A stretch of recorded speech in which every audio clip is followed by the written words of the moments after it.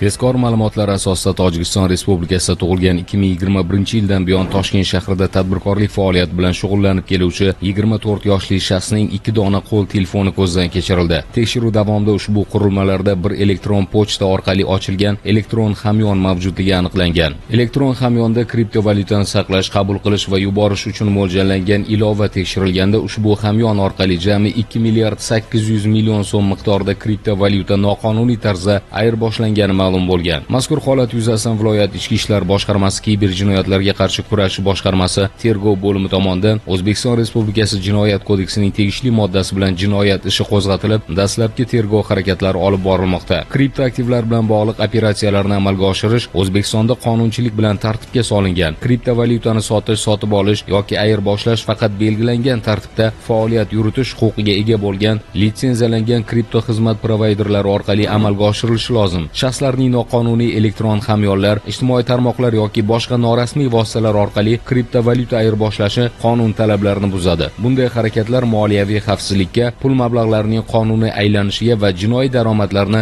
legallashtirishga qarshi kurashish choralariga salbiy ta'sir ko'rsatadi. Qonunga rioya qilish har bir fuqaroning burchi bo'lib, bu jamiyatda qonuniylik va iqtisodiy xavfsizlikni ta'minlashga xizmat qiladi.